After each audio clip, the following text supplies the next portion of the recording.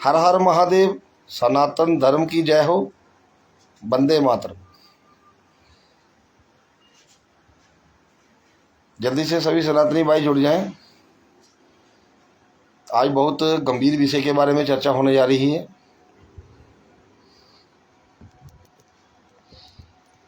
आज का हमारा विषय है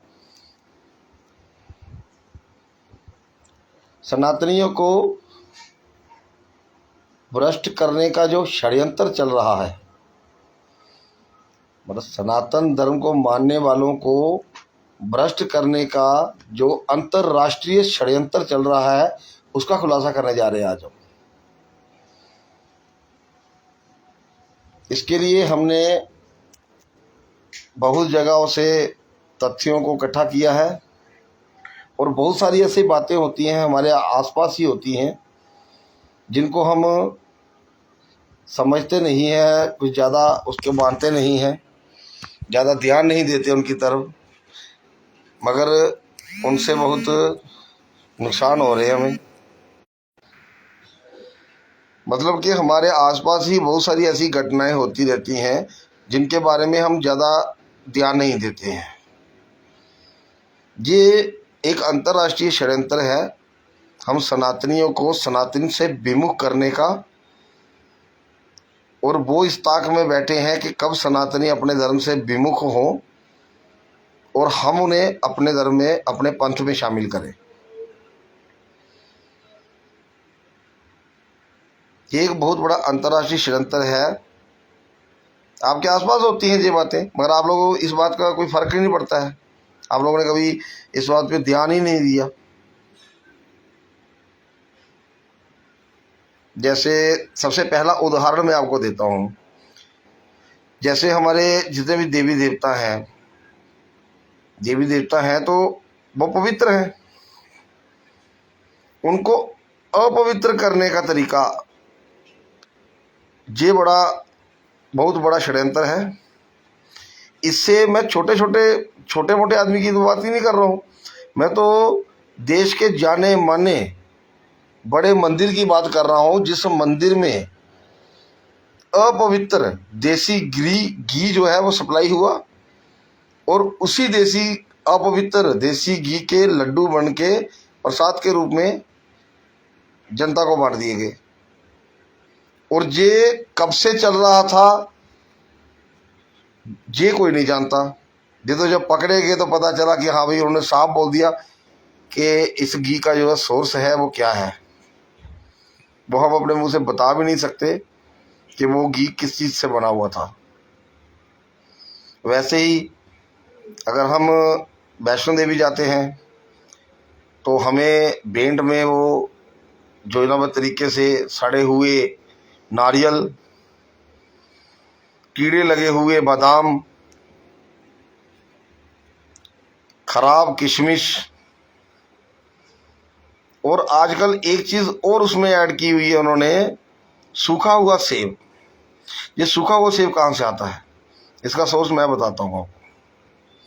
इसका सोर्स है, जब जो फल कच्चा, जहाँ कोई पक्षी खा जाता है आधा, और वो आधा जो है वो ज़मीन पे गिर जाता है, तो वो लोग क्या करते हैं, उस चीज़ को सबको इकट्ठा करके उनको बढ़िया तरीके से काट के छोटे छोटे टुकड़े में करके और उनको सुखा देते हैं।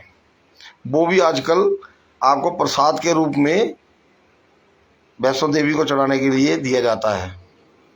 खाली वैष्णो देवी की बात नहीं कर रहा हूँ, पूरे हिमाचल में जो 9 देवियाँ हैं, जितनी भी हैं, हर जगह यही षड्यंत्र चल रहा है। और आपने देखा होगा, फूल मालाएं बेचने वाले ज़्यादातर विशेष समुदाय से आते हैं। और आपने देखा होगा बहुत बार मालाओं को, सुई को वो थूक लगा लगा के तो फिर पिरो रहे होते हैं। जिस चीज़ पे अगर फूल पे अगर आपने भगवान को अर्पण करना है फूल, तो उस पे अगर थूक लग गया तो वो अपवित्र हो गया। और आपके हाथों से जब वो किसी देवी देवता पर वो फूल चढ़ाया जाता है, तो आप क्या सोचते हैं कि देवता आप पे कृपा करेंगे? देवता आप पे कृपा नहीं करेंगे, उल्टा आप पाप के भागीदार बन रहे हो। तो ये एक अंतर्राष्ट्रीय षड्यंत्र है। जिसको सनातनियों को समझना होगा इस बात को। पूजा करनी है तो हर चीज़ जो है वो शुद्ध होनी चाहिए। हम पूजा करने बैठते हैं, सबसे पहले आचमन करके स्वयं को पवित्र करते हैं, उसके बाद कोई पूजा प्रारंभ होती है। परंतु अपवित्र करना, सनातनियों को सनातन धर्म से विमुख करना, ये बहुत बड़ा अंतर्राष्ट्रीय षड्यंत्र है। इस षड्यंत्र को समझो सनातनियों। बाकी जैसे आप अगरबत्ती लाते हैं, अगरबत्ती की जो बीच में जो डंडी रहती है वो बांस की बनती है, और हिंदू धर्म में बांस को जलाना महापाप माना गया है। तो योजनाबद्ध तरीके से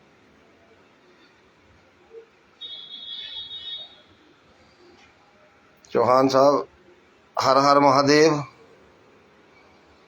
वो बांस जो है वो हिंदू धर्म में बांस को जलाना महापाप माना गया है, मगर योजना, अंतर्राष्ट्रीय योजना के तहत अगरबत्ती में बांस की लकड़ियां लगा के हिंदुओं के हाथ से जलवाई जा रही हैं। तो ये पाप नहीं तो क्या है? कैसे करेंगे देवता आप पे कृपा, जब आप ही अशुद्ध हैं? अशुद्ध चीज़ें अब भगवान को चढ़ा रहे हैं, ऐसे काम कर रहे हैं जिनका सनातन में कहीं वर्णन ही नहीं है। तो बताइए देवता आप पे कृपा कैसे करेंगे? यही एक बहुत बड़ी कमी है, यही एक बहुत बड़ा कारण है कि हमारे सनातनी भाई बहन सनातन धर्म से विमुख हो रहे हैं।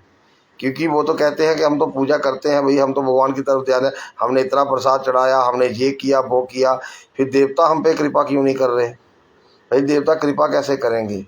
आप अशुद्ध चीज़ें चढ़ाओगे तो, और चाहते हो कि देवता आप पे कृपा कर जाए, ये तो हो ही नहीं सकता ना।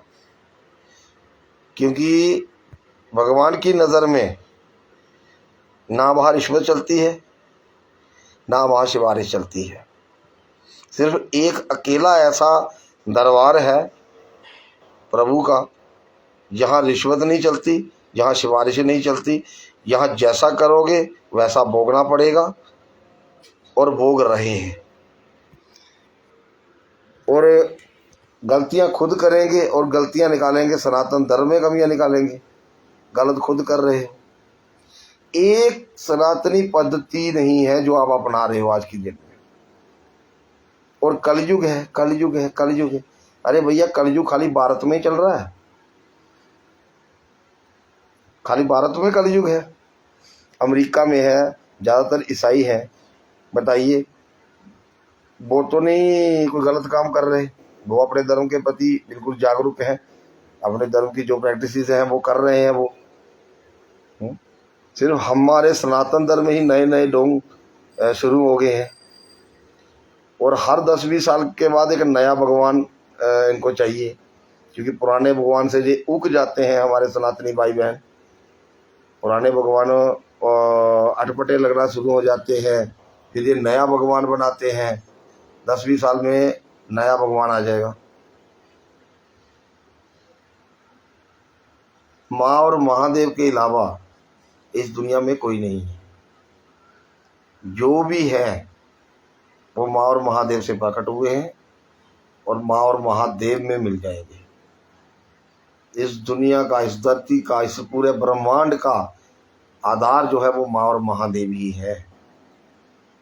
नए नए भगवान, साईं भगवान बना लिया। बताओ, साईं को भगवान बना के पूज रहे हैं ये लोग, मूर्ख हैं। पता भी है कि वो भगवत गीता में श्री कृष्ण जी ने साफ तौर पे लिखा हुआ है, अगर आप भूतों की पूजा करेंगे तो भूतों को प्राप्त होंगे, शिव की पूजा करेंगे तो शिवलोक को प्राप्त होंगे, नारायण के भक्त हो तो बैकुंठ को प्राप्त होंगे, और जो साईं को पूज रहे हैं वो साईं लोक को प्राप्त होंगे।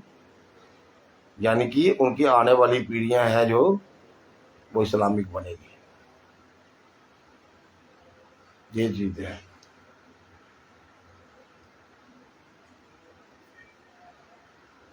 चौहान जी, मेरे पास भी शब्द नहीं है कि इनकी मूर्खता, हिंदुओं की मूर्खता की हदें हो गई हैं। बताइए क्या क्या बताएं और क्या ना बताएं। इनको नए भगवान चाहिए। आजकल ये खाटू श्याम जी के पीछे पड़े हुए हैं ज्यादातर लोग। हारे का सहारा खाटू श्याम हमारा। अरे वीर बर्बरी पहले भी थे, वो मंदिर हजारों साल पुराना है खाटू वाला। मगर अब लोग भाई झंडे लेके पैदल यात्राएं कर रहे हैं, ये कर रहे हैं, वो कर रहे हैं। ठीक है भाई, करो, हम थोड़ी बोल रहे हैं, मना थोड़ी कर रहे हैं। मगर ये बात मत कहिए कि महादेव ने हमें क्या दिया, नारायण ने हमें कुछ नहीं दिया, तो हम जाके अब खाटू श्याम से मांग रहे हैं। ये बात बहुत गलत है। और अशुद्ध, अशुद्ध तो है ही हम, शुद्धता कहाँ से आएगी बताइए। आजकल का खान पान हर चीज में आपको मिलावट करके दी जा रही है। ये सब, ये छोटी छोटी बातें अलग अलग है, इन सब के जो मेन जो जहां से जो शुरुआत है, शुरुआत एक ही है इसकी। हाँ, इसके कारनामे अलग अलग हो सकते हैं। प्रसाद में मिलावट करो, अगरबत्तियों में मिलावट करो, ये करो वो करो, खाने पीने में मिलावट करो। जो भोग हम लगा रहे हैं वो शुद्ध होना चाहिए। कोई चीज़ आज की तारीख में कोई चीज़ शुद्ध तो मिलती नहीं है, तो और घर में कुछ उत्पन्न हो नहीं रहा आज की तारीख में। आज की तारीख में तो अपने घर में तो अगर सब्जी भी बोले वो भी बड़ी बात है, मगर वो भी नहीं हो रहा सनातनियों से। वो भी बाजार से लानी है इनको, हर चीज़ बाजार से लानी है। तो बाजार में तो इतनी पूरी कौन कर पाएगा। जब संसाधन कम है और घुसपैठिए ज़्यादा है तो मिलावट तो करनी पड़ेगी। आए दिन पकड़ा जाता है नकली मिठाई, नकली क्या कहते हैं इसको, अपना नकली पनीर है? इसके बारे में कोई चर्चा क्यों नहीं करता। इसके बारे में भी चर्चा होनी चाहिए। बड़े बड़े धर्म गुरु बैठे हैं, कभी किसी ने चर्चा तो नहीं की इसके बारे में। क्यों नहीं की मुझे नहीं पता इस बात का, और मेरे मन में बात आई मैंने बोल दिया। और मेरे मन में जो बात आती है मैं अंदर रखता ही नहीं हूँ, मैं वो सनातनियों से बोल देता हूँ कि मेरे मन की ये दशा है, मेरे मन में ये विचार है, विचार आप दीजिए। तो सनातनियों को अशुद्ध करने का अंतरराष्ट्रीय षड्यंत्र चल रहा है। इस षड्यंत्र को हमें समझना होगा। तपेश्वर गोस्वामी जी, हर हर महादेव, वंदे मातरम, भारत माता की जय।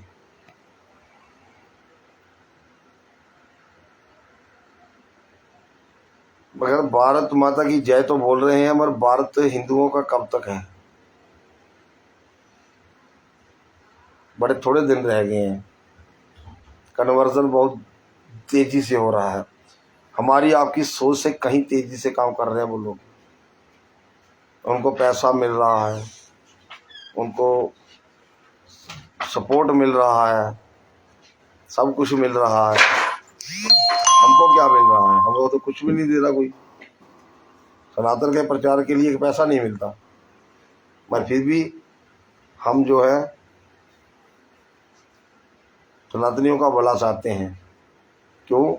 हम सनातनियों का दिया खाते हैं, सनातनियों का दिया पहनते हैं, और हमारा ये उत्तरदायित्व बनता है कि हिंदुओं को कोई खतरा आए तो उनको जागरूक करना, कोई गलत काम करें तो उसके बारे में उनको बताना क्या ये गलत है, सही क्या है, सही रास्ता दिखाना। ये एक धर्मगुरुओं का काम है। हम तो एक तुच्छ प्राणी है, मात्र बिंदु मात्र भी नहीं है। बड़े बड़े धर्मगुरु हैं, वो क्यों नहीं बोलते इस बारे में, वो हमें नहीं पता। क्या मजबूरी है, क्या कारण है, उसका हमें बिल्कुल नहीं पता। सनातन से विमुख करके अपने पंथों में जोड़ना ये षड्यंत्र है। दुनिया भर में जितनी भी लड़ाइयाँ आज की तारीख में लड़ी गई या लड़ी जा रही हैं, ये सब पैसे और प्रतिष्ठा के लिए है। इसमें नुकसान जो है वो जनमानस का होता है, आम आदमी का। किसी राष्ट्रपति का कोई नुकसान नहीं होता, क्योंकि राष्ट्रपति के घर का कोई फौज में नहीं है लड़ने के लिए। कितने नेता हैं हमारे देश के जिनके बच्चे आर्मी में हैं, बताइए। ये सवाल पूछना चाहता हूँ मैं आप सनातनियों से कि कितने मंत्रियों के बच्चे जो है वो फौज में हैं। कोई नहीं, फौज में भेजना नहीं चाहते, अपने बच्चे भेजेंगे विदेशों में, और हमें जहाँ वे बाकी वालों के बच्चों को करेंगे प्रताड़ित, अपने लिए इस्तेमाल करेंगे और लड़वाएंगे, और फिर लाशों में राजनीति करेंगे। ये चला है देश में, पहले भी यही चलता आ रहा था, ये भी अभी भी चलता आ रहा है।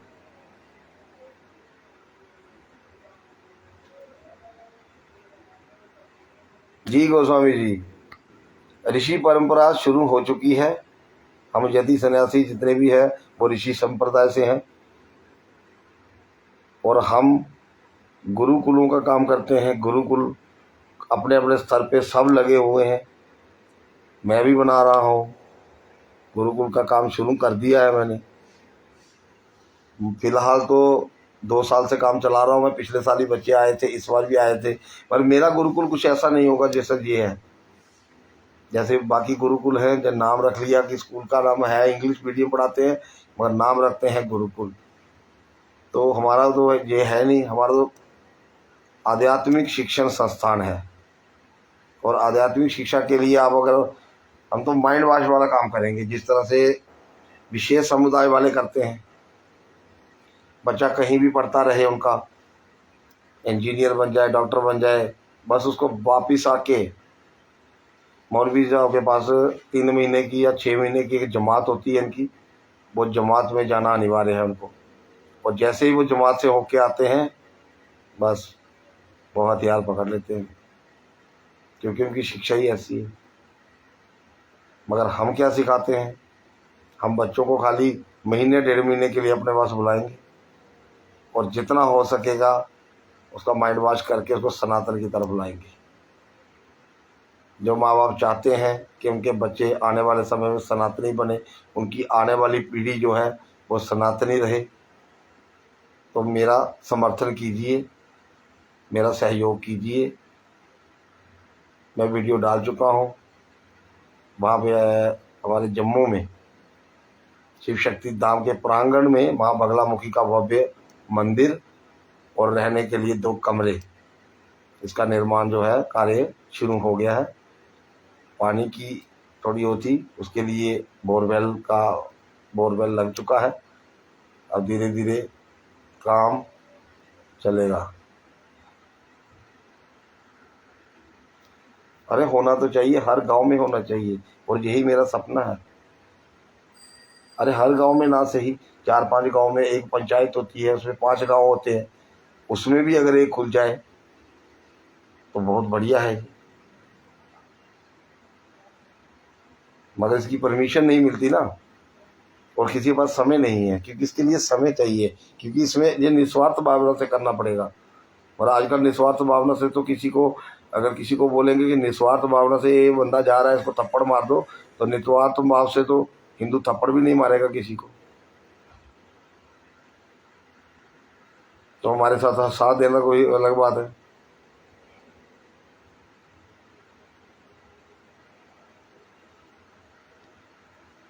सही कहा आपने, जैसा खाएंगे वैसी ही बुद्धि होती है, विचार भी वैसे हो जाते हैं। मगर आजकल सब कुछ जो है रेडीमेड चाहिए सबको। जब रेडीमेड नहीं होगा, जब खुद बनाना हो हर चीज़, तो शुद्ध बनेगी। अब बाजार की चीज़ें कहाँ तक शुद्ध हैं ये सब जानते हैं। तो ये सबसे बड़ा कारण है कि ये एक अंतर्राष्ट्रीय षड्यंत्र है। इस षड्यंत्र का पर्दाफाश करने की जरूरत है। और एक बात और बता रहा हूँ, इस षड्यंत्र का जिसने पर्दाफाश करने की शुरुआत की है ना, वो फिर ज़्यादा दिन बोल नहीं पाता, उसकी बोलती बंद करा दी जाती है बड़े तरीके से। जहाँ फर्जी केस डाल दिया जाता है उस पर, जहाँ फिर ऐसा कोई दबाव डाला जाता है कि वो शांत हो जाए। यहाँ तक कि मारने की धमकियाँ तक भी आती हैं। फिर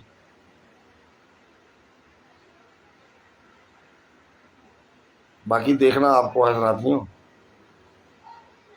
अगर मेरा सहयोग करने के लिए पूरे देश भर से अगर 100-150 आदमी भी, अगर हर जिले से 2-2 आदमी भी अगर जुड़ जाए ना, और चाहे कि एक गुरुकुल की स्थापना करनी है, तो हो सकता है।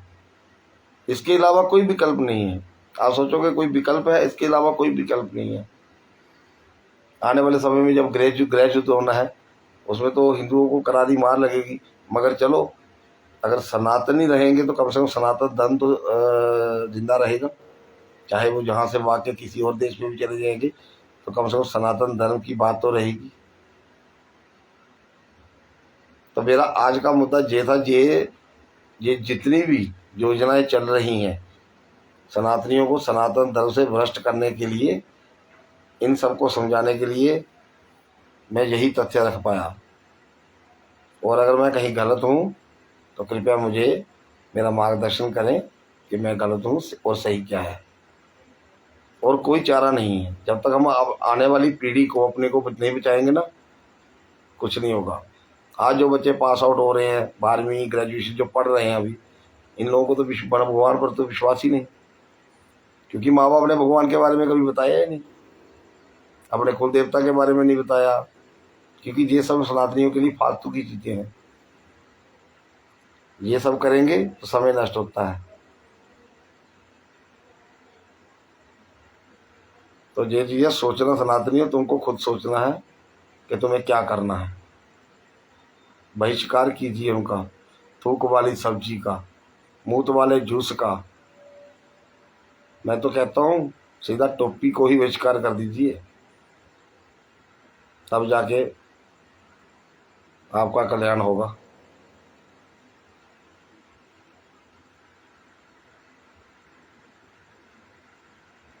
सही बात है, इस नाम से एक आंदोलन शुरू हो जाए, नस्ल सुधार अभियान।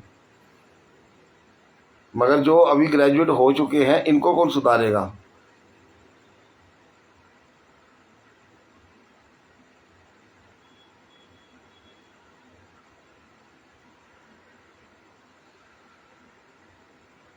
तपेश्वर गोस्वामी जी, मानव का आगे क्या लिखा है, कैसे सुधारे मन? ये मन हो सकता है। अरे मानव का मन अगर सुधारना है, अगर मन का सुधार करना है, तो आपको ईश्वर की भक्ति में आना पड़ेगा, ईश्वर पर विश्वास करना पड़ेगा। हर चीज में है। ये भारतवर्ष की भूमि है, यहाँ कंकर कंकर शिव शंकर। आप मान के तो देखिए। हाँ, ये बात अलग है कि हम मांगते ही कुछ नहीं।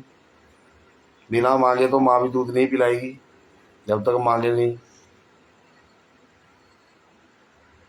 और नस्ल सुधार, तो नस्ल सुधार इसी तरीके से होगी, और मुझे कोई तरीका नज़र नहीं आया।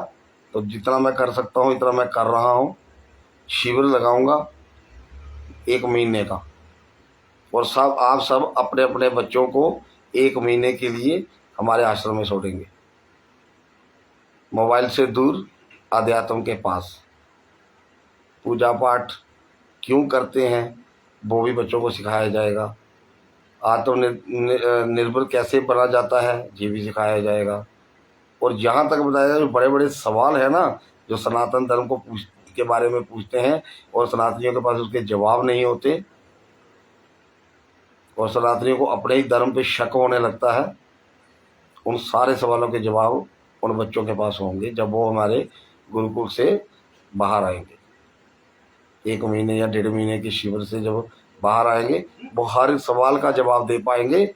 हर विधर्मी को, कोई विधर्मी ये नहीं बोल पाएगा कि भाई उन्होंने सवाल पूछा और हमारे बच्चे चुप करके सुन के आ गए। और सबसे बड़ी चीज़ जो हमें सिखाएंगे, वो सिखाएंगे आत्मरक्षा के गुण, ताकि हमारा अकेला बच्चा भी 10 पे भारी हो। मेडिकल वैक्सीन, हाँ, एलोपैथिक दवाइयाँ जितनी भी हैं सब खतरनाक है, मगर लोग खा रहे हैं धड़ल्ले से। आयुर्वेद की तरफ किसी का ध्यान ही नहीं। आयुर्वेद में सरकार ने बहुत पैसे खर्चे हुए हैं, पर वहाँ है कोई नहीं, सुविधा कोई नहीं है, उसकी तरफ ध्यान ही नहीं है। अरे सीधी बात बता रहा हूँ, एलोपैथिक दवाइयाँ बाहर से आती हैं, विदेशी हैं, डॉक्टरों को उसकी कमीशन है, डॉक्टर वही लिख के देंगे आपको। भैया डॉक्टर भी क्या करेंगे मुझे बताओ ना। अरे 80-80 लाख रुपया खर्च आता है एक MBBS करने के लिए, 40-50 लाख तो फीस लग जाती है, तो इतना और लगा लो खर्चा, 4 साल 5 साल वहीं रहना है, MBBS करनी है, तो पैसे कहाँ से पूरे कहाँ से करेंगे। अगर अगर वो फ्री में, मतलब अगर शिक्षा निशुल्क होती और वो फ्री में डॉक्टर बन जाते बिना कोई घर वालों के पैसे खर्चे हुए, तो फिर तो वो ये काम नहीं करते ना। तो ये काम वो कर रहे हैं, धड़ल्ले से कर रहे हैं, क्योंकि उन्होंने पैसा खर्चा है, MBBS की डिग्री एक तरह से खरीदी है, उन्होंने पूरी भी तो करनी है। हम खुद ही जाते हैं ना अस्पताल, एलोपैथिक दवाई मांगते हैं इलाज करवाने। ऐसे अगर हम आयुर्वेदिक हॉस्पिटल में चले जाए, मगर वहाँ पे कोई जाता ही नहीं है आजकल, उसकी तरफ ध्यान ही नहीं, पता भी नहीं होगा कि अपने जिले में आयुर्वेदिक अस्पताल है कहाँ। तो इसमें गलती किसकी? गलती तो हमारी है ना। तो ये एक अंतर्राष्ट्रीय षड्यंत्र है, इस षड्यंत्र को समझिए।